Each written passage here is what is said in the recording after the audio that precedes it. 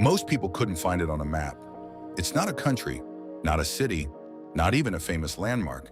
It's a stretch of water, 33 kilometers wide at its narrowest point, sandwiched between Iran on one side and Oman on the other. It's called the Strait of Hormuz, and right now, it is the most important and dangerous piece of water on the planet because this one tiny strait, smaller than the distance between some suburbs, controls the flow of energy for the entire world. Close it, and economies collapse.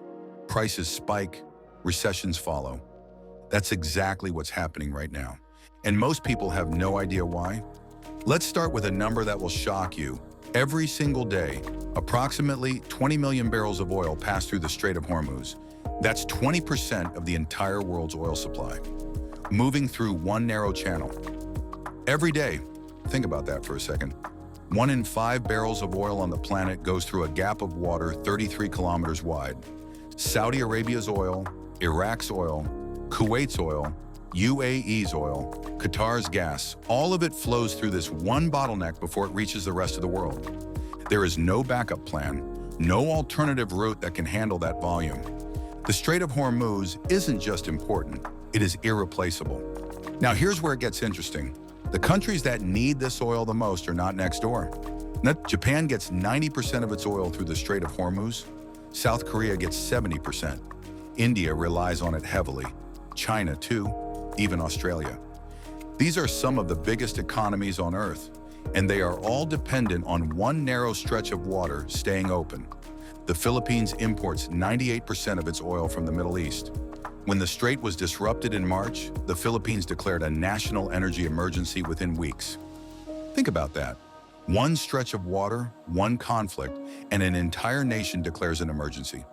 That's how fragile the global energy system actually is. So what happened? On the 28th of February 2026, the United States and Israel launched strikes on Iran. Iran retaliated, and part of that retaliation was targeting the Strait of Hormuz. Commercial traffic through the strait dropped by more than 90%. So overnight, 20% of the world's oil supply was stranded. Oil prices were sitting around $75 a barrel before the conflict. Within days, they surged past $120. Some analysts are warning they could hit $150 or even $170 if the disruption continues. That's not just a number on a screen.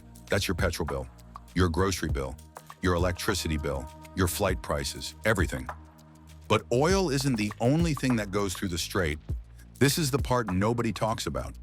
Qatar is one of the world's biggest exporters of liquefied natural gas, LNG, the gas that heats homes across Europe and Asia. Almost all of it passes through the Strait of Hormuz. When the strait was blocked, Europe suddenly faced a gas crisis on top of an oil crisis. European gas prices nearly doubled in weeks. The UK is now forecast to hit 5% inflation in 2026. Germany and Italy are being warned they could tip into recession. But it gets even more surprising.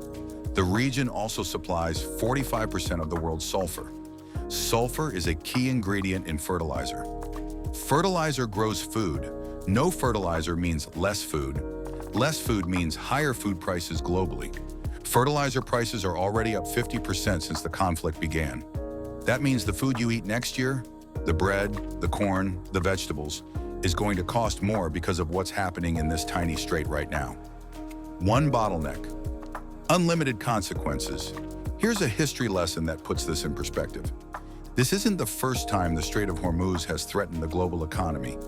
During the Iran-Iraq War in the 1980s, both sides attacked oil tankers passing through the strait. Oil prices spiked. Global economies felt the pain. In 1973, Arab nations cut off oil supply to the west. Petrol stations ran dry. People waited hours to fill their tanks. The global economy went into recession. In 1979, the Iranian Revolution disrupted oil supply again. Another recession followed. Every single major oil disruption in the last 50 years has caused a global recession. Every single one.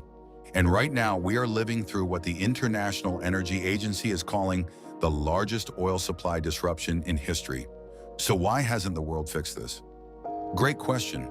For decades, countries have talked about reducing their dependence on Middle Eastern oil, building more renewable energy, diversifying supply. Some have made progress. China invested heavily in renewables and built enormous strategic oil reserves. That's partly why China is better cushioned than most right now. But most countries moved too slowly. They kept relying on cheap Middle Eastern oil because it was easy and affordable. And now they're paying the price. The lesson here is simple. Concentration is risk. When one region supplies most of your energy, when one strait carries 20% of global oil, when one conflict can shake the entire world economy, that's not stability. That's a single point of failure. And single points of failure always eventually fail. What does this mean for your money right now? 3 things. First, expect higher prices for longer. Petrol, groceries, flights, electricity. The disruption to the strait isn't resolved overnight. Even if a ceasefire happens tomorrow, damaged infrastructure takes months or years to repair. Prices will stay elevated. Second, watch your energy bills closely. Many people are on variable energy contracts.